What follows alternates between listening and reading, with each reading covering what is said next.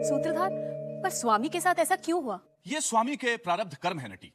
आदि शंकराचार्य ने विवेक चूड़ामणि में लिखा है कि वह कर्म जो ज्ञानोदय के पहले किया गया है, शरीर जकड़े रहता है और उस कर्म का फल भोगे बिना इस शरीर की मुक्ति नहीं।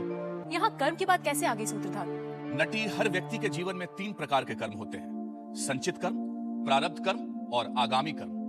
व्यक्ति जो कर्म कर चुका होता है उसके फलों का संग्रह संचित कर्म कहलाता है। अतीत में किए गए वे कर्म जिन्होंने अब फल देना आरंभ कर दिया है, प्रारब्ध कर्म कहलाता है। और वर्तमान में जो हम कार्य करते हैं जिसका फल हमें भविष्य में मिलेगा, उसे आगामी कर्म कहते हैं। पर व्यक्ति को जैसे ही ब्रह्म का अनुभव होता है वैसे ही संचित और आगामी कर्म उसके लिए समाप्त हो जाते हैं। और प्रारब्ध कर्म उसे भोगना ही पड़ता है, भले ही वह ज्ञानी ही क्यों ना हो। नहीं, चूंकि ज्ञानी व्यक्ति या जीवन मुक्त सांसारिक उतार चढ़ाव, दुख दर्द, मान अपमान आदि से निर्लिप्त होता है, इसीलिए प्रारब्ध कर्म का उसके लिए कोई अर्थ नहीं होता। वह उसे मात्र मन, बुद्धि और इंद्रियों का अनुभव मानता है, स्वयं का नहीं।